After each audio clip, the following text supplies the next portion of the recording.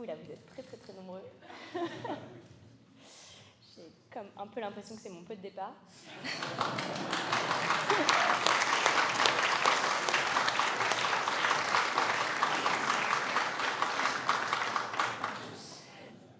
Mais la date n'avait pas été choisie pour ça. Et chère Stéphanie, je te remercie, je suis très touchée que tu aies tenu à ce que je puisse te remettre cette médaille ce soir. Je vais probablement être aussi émue que toi. Merci aussi à Jean-Noël Barrault qui nous a prêté ce beau lieu. Il faut se dire que quand on avait discuté de la remise de médaille avec Stéphanie, je lui avais dit on pourra faire ça à Bercy. Elle m'a dit c'est quand même plus cool le quai. Je ne l'ai pas pris pour moi. J'ai demandé à Jean-Noël, il a dit bien sûr. Donc il ne peut pas être avec nous puisqu'il est forcément très occupé aujourd'hui, comme vous le savez toutes et tous. Mais je le remercie sincèrement de nous accueillir. C'est vrai que c'est chic ici. C'est un peu plus chic que Bercy, vous ne direz pas que je l'ai dit.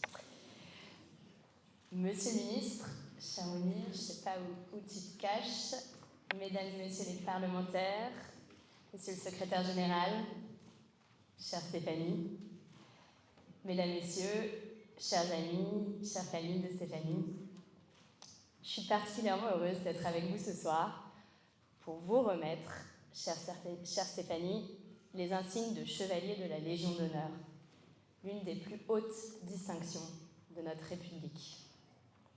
Elle honore celles et ceux qui, par leur engagement, leur travail, leur exemple, contribuent à faire avancer notre société et notre beau pays, la France. Chère Stéphanie, dans la vraie vie, on se tutoie. Mais ce soir, l'occasion le demande, je vais tenter de vous voyer. Ce soir, donc, je rends hommage à une femme dont le parcours incarne ce que notre République veut encourager, valoriser. Une femme déterminée, audacieuse, courageuse, au service d'un objectif économique et humain de premier plan.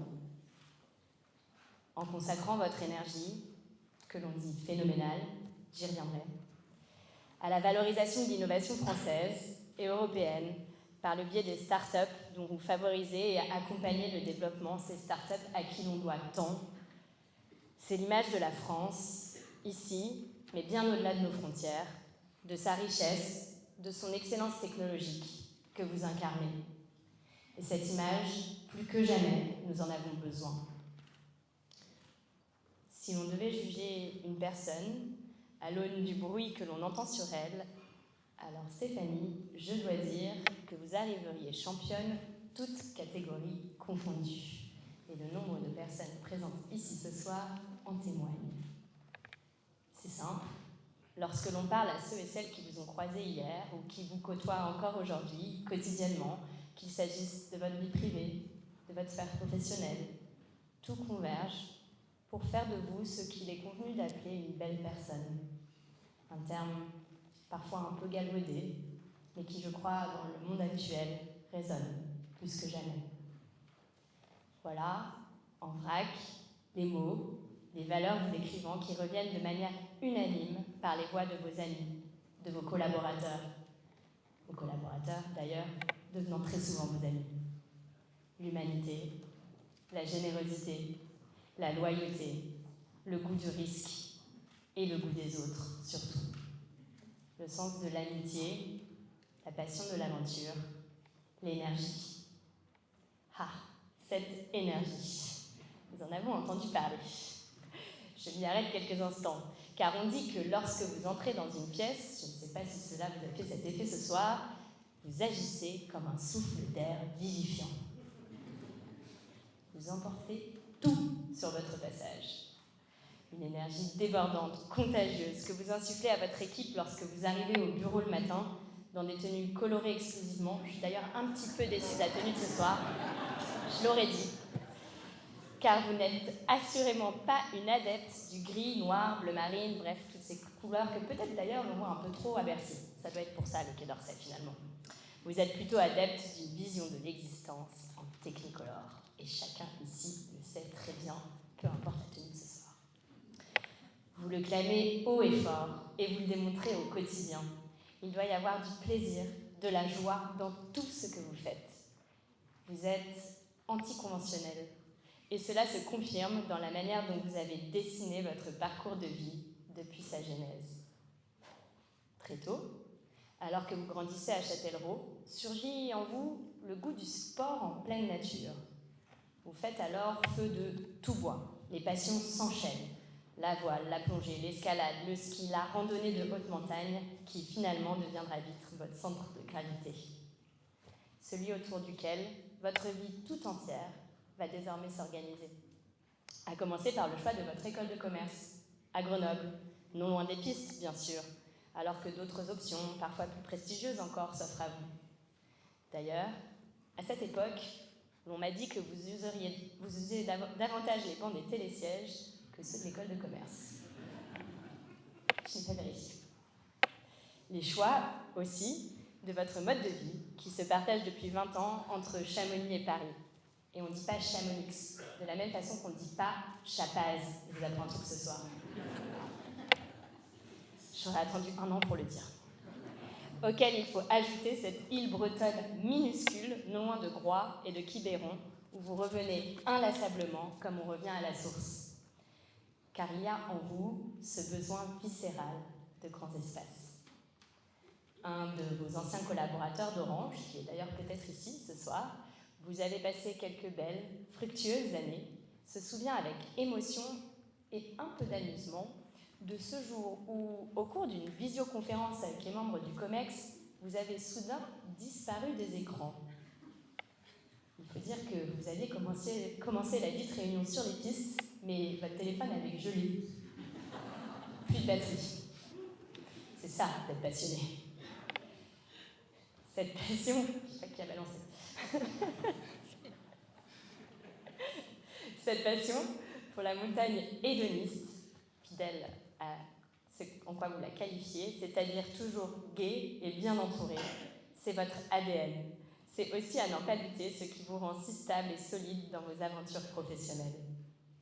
Vous confrontez aux éléments, mer, montagne, vous aura sans doute appris quelques vertus cardinales, dont l'humilité, la persévérance, la résilience aussi. Car vous dites encore, quand on a fait un premier col, il faut aller chercher le deuxième. Et pour aller plus loin, il faut savoir mesurer ce que l'on est capable de faire. Et ceci est vrai pour soi-même, comme pour son équipe.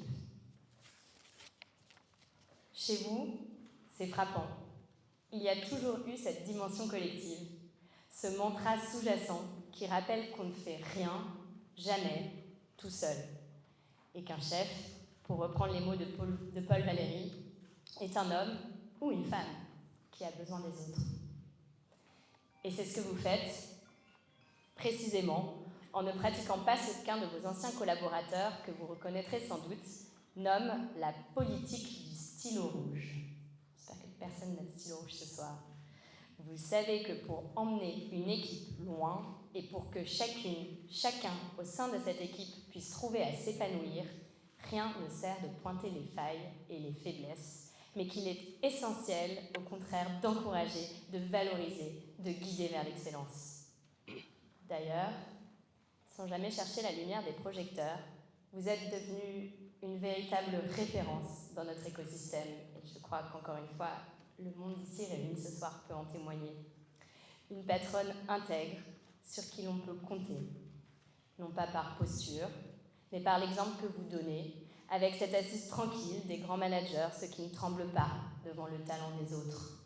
Un trait recherché. Il n'est qu'à voir le réseau professionnel que vous avez su tisser. Pas un listing sans fin de gens que vous connaissez à peine, mais un maillage serré, des liens solides que vous vous appliquez à entretenir. Il me faut maintenant, à l'évidence, dire quelques mots sur votre passion pour la technologie. Je ne parle pas ici de cette marotte connue de tous, l'attirance irrépressible que vous avez pour les gadgets techno.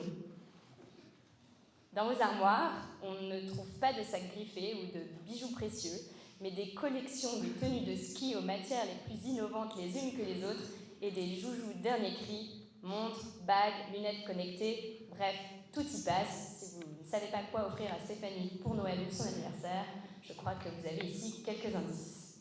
Je ne sais pas si vous en portez quelques-unes ce soir. Bien sûr.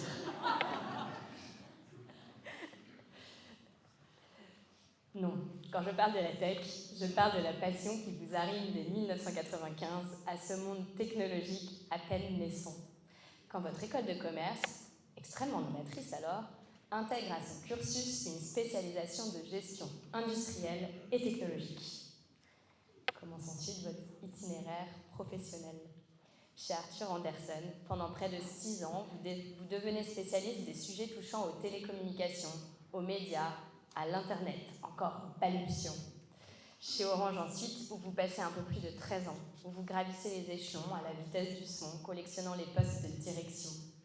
À la tête de la division Orange Digital, dédiée aux activités numériques, vous pilotez des partenariats stratégiques majeurs avec les grands du net, Google, Facebook, Wikipédia, Twitter, encore Microsoft. Vous êtes également à l'origine de l'acquisition de Dailymotion, dont beaucoup ici s'en souviennent, contribuant ainsi à placer la France sur la carte de l'innovation internationale.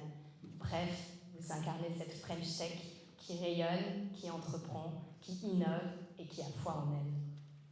C'est aussi chez Orange, d'ailleurs, que vous affermissez vos positions à l'international, tout particulièrement en Espagne, et que vous apprenez à vous distinguer dans cette mêlée, déjà, toujours, essentiellement masculine, dont vous connaissez toutes les règles, tous les enjeux et toutes les trappes.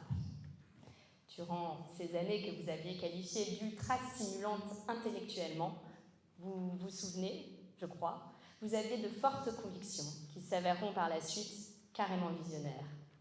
Ainsi, souvent revient l'expérience utilisateur.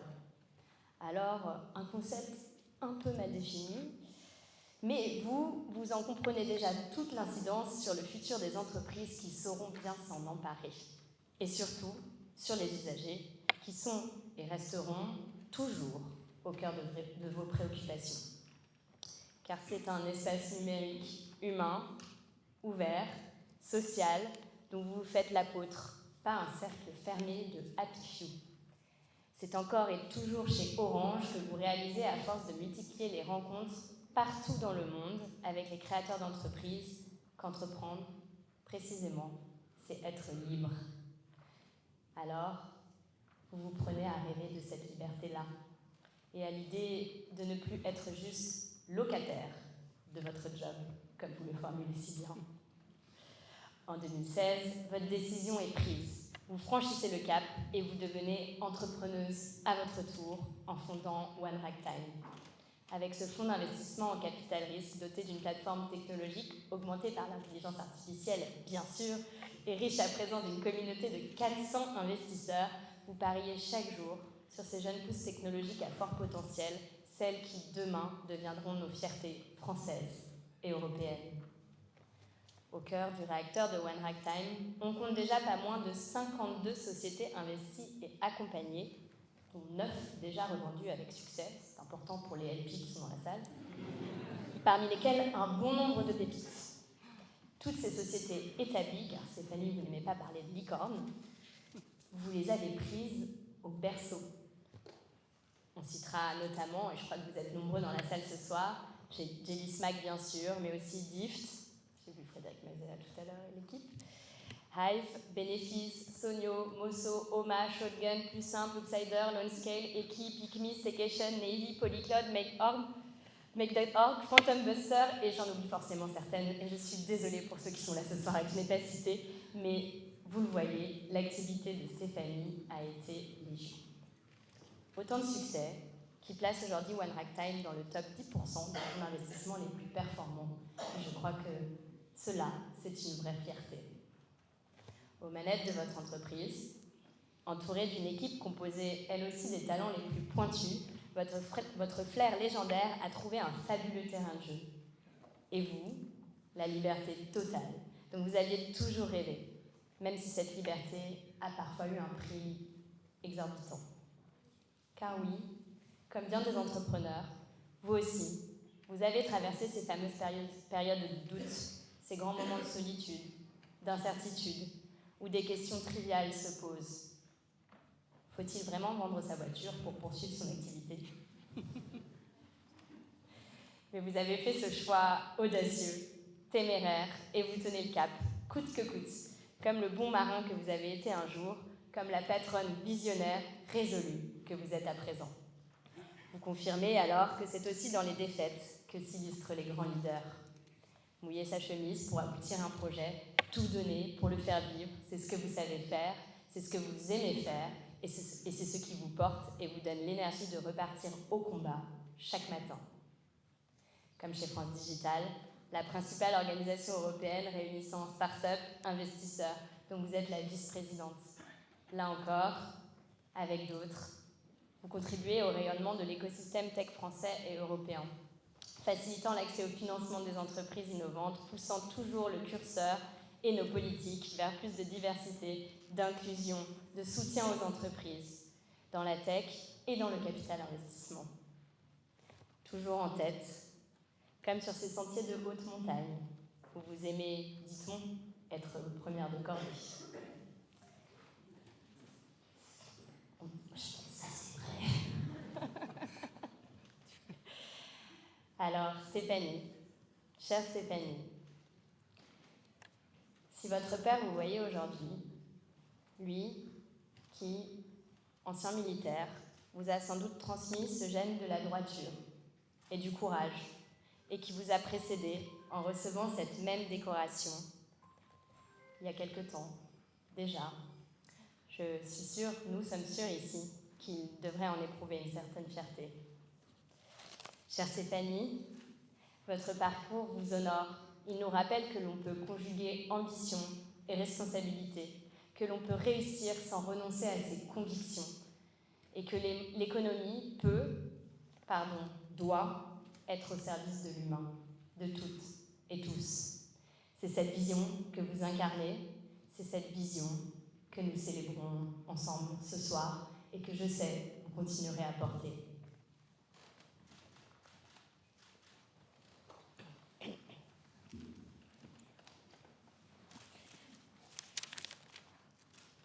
Madame Stéphanie Hospital. Trop d'émotion. Je peux pas me tromper.